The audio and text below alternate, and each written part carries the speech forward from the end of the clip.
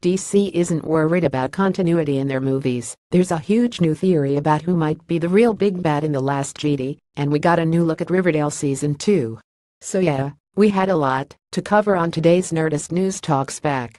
Geek and Sundry's Amy Vorpal, Nerdist News writer Joan Ford, and Bizarre State's Andrew Bosser joined host Jessica Chobot in full orc makeup for the best pop culture chat on the internet. And they started with the comments from DC Entertainment heads Jeff Johns and Diane Nelson in Variety. They said standalone movies in the DCEU won't have to tie in together outside of the big team-ups, while foregoing the successful approach taken by the MCU, and instead giving individual filmmakers freedom to tell the story they want to share, be a step in the right direction.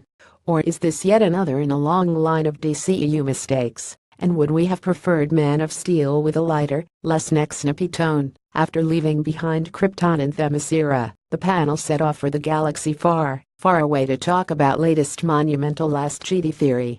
Warning: if you consider rumors and theories to be types of spoilers, skip ahead past the photos of BB-8. Okay, still with us, good, because Star Wars theories don't get any bigger than the newest one floating around the internet.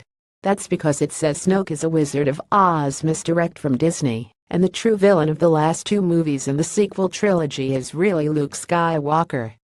What are the odds this is a real thing? Are there actual signs it could be true, or is this just a product of fans being underwhelmed by Snoke as a villain? If it does prove to be correct though, will we be okay with it? Will Star Wars fans accept it? Put me down as the biggest no ever. Yes, if you avoided that section you can come out now.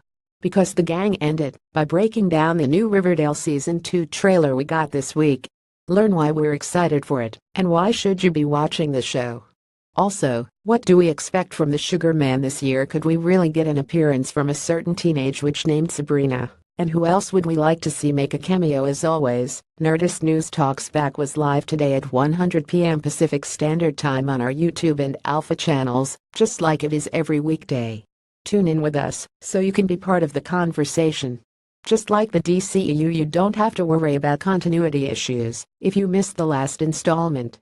We still want you to share your thoughts on today's topics, so talk back to us in the comments below. Images: Lucasfilm.